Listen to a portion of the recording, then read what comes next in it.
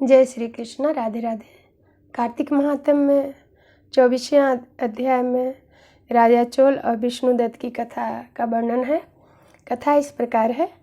नारद जी बोले, हे राजन, इस प्रकार गुणों के वचन सुनकर दंडवत करके हम धर्मदत्त बोला, मनुष्य यज्ञ, दान, तीर्थ, तप आदि से विष्णु का आराधन करते हैं। उनमें से विष्णु की प्रसन्नता हेतु और समीप्य देने वाले क्या ऐसा कोई और पूजन है जिसे करने से सब यज्ञ आदि सफल हो जाएं? गण बोले, हे विप्र, तुमने अच्छा प्रश्न किया है। हम इतिहास सहित एक प्राचीन वृत्तांत कहते हैं, एकाग्र मन से सुनो। कांचीपुर में एक चोल देश प्रसिद्ध हुआ। उस राजा के राज में कोई आदमी दरिद्र, दुखी, पाप बुद्धि और रोगी नहीं था। अनेकों यज्ञ करने वाले यशस्वी उस चोल के स्वर्ण यज्ञ स्तंभ से ताम्रपर्णी नदी के दोनों किनारे कुबेर के वन की तरह शोभित हुए। एक समय वह राजा अनंत सेन नाम के स्थान को गया। वहाँ की योग माया के साथ शिवपति भगवान विष्णु शेषशय्या पर शयन करते हैं। वहाँ उसने लक्ष्मीपति विष्णु भगवान का मोती आदि रत्नमणि और सुंदर स्वर्ण के फूलों से पूजन किया और प्रणाम करके वहीं बैठ गया।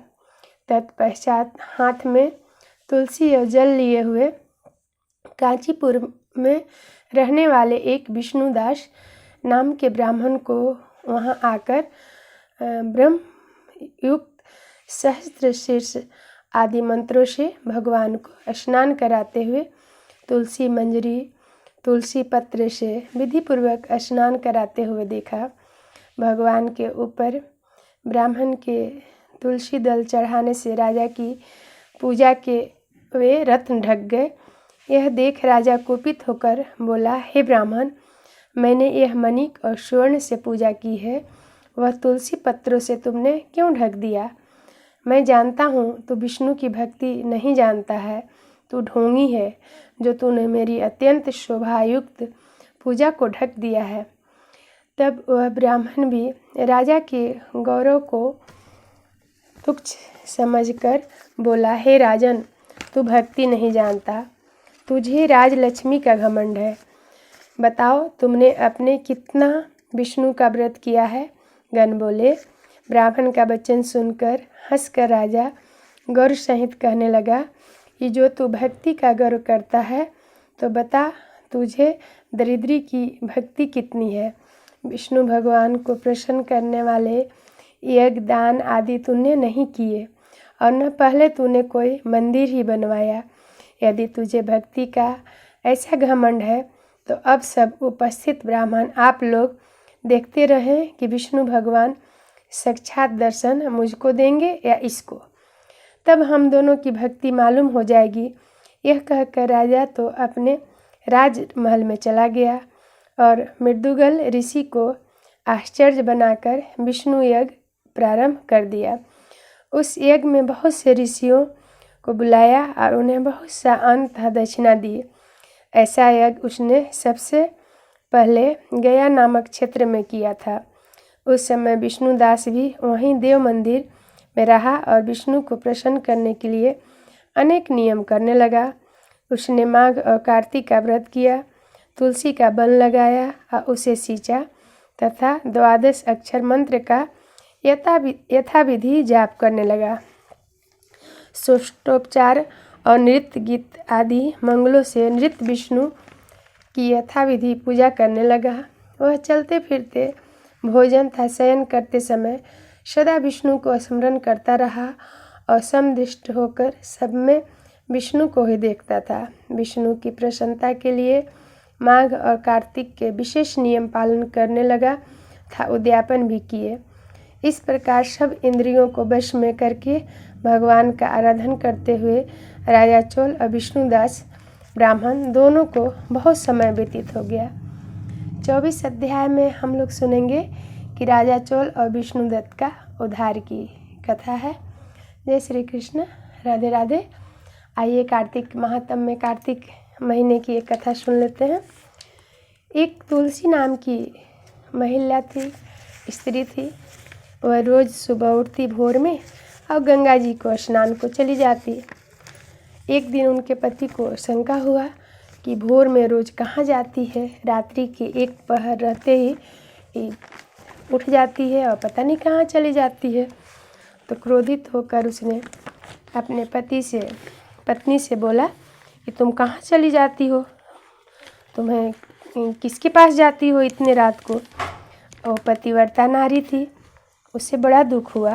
वो तो गंगा स्नान को जाया करती थी। उसने दुखी मन से कही कि हम गंगा स्नान को जाते हैं, आपको मेरे ऊपर विश्वास नहीं है, आप शंका करते हैं मेरे ऊपर। तो बोले हाँ, विश्वास नहीं है। अगर तुम इतनी ही पतिव्रता हो और गंगा स्नान को जाती हो तो गंगा माँ को अपने दरवाजे के सामने ही क्यों नहीं बुला लेती कि माँ गंगा यहीं पे बहें और तुम यहीं स्नान करो। तो बोली ठीक है। और वह प्रार्थना करने लगी कि हे माँ, हमारे पति ने हमारे परीक्षा ले रहे हैं, हमको बोल रहे हैं कि तुम गलत हो, तो आप यहीं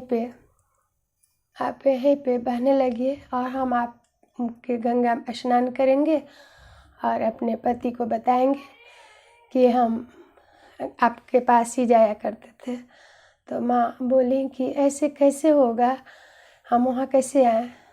तो वो नाराज़ हो गई तुलसी और बोले कि हम श्राप दे देंगे आपको, अगर आप यहाँ पर नहीं बहेंगी तो, क्योंकि हमारे पति हमारे ऊपर अविश्वास कर रहे हैं, उनको लगता है कि हम कहीं गए पुरुष के पास जाते हैं।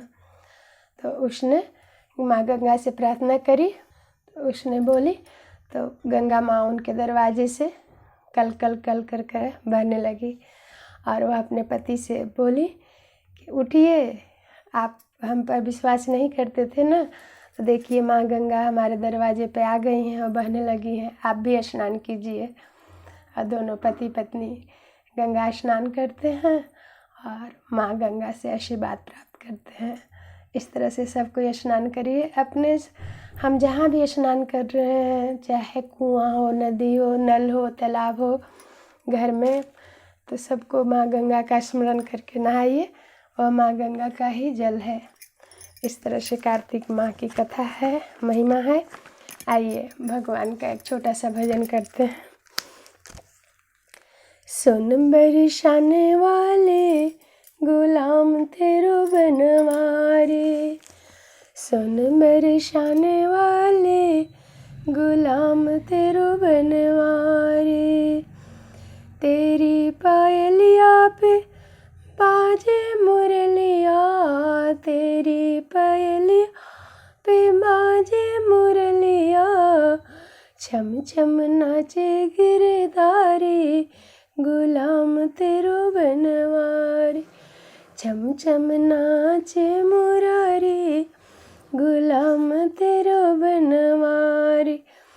चंद्र की आनन में बड़ी बड़ी अखियाज की आनन में बड़ी बड़ी अखिया, लट लट के घुंघराले गुलाम तेरो बनवारी, गोरे गोरे मुखड़े पे बड़े बड़े अखिया, गोरे गोरे मुखड़े पे बड़ी बड़ी अखिया, लट लट के लटकाने गुलाम तेरे बनवारे, सुन बरसाने वाले गुलाम तेरे बनवारे, सुन बरसाने वाले गुलाम तेरो।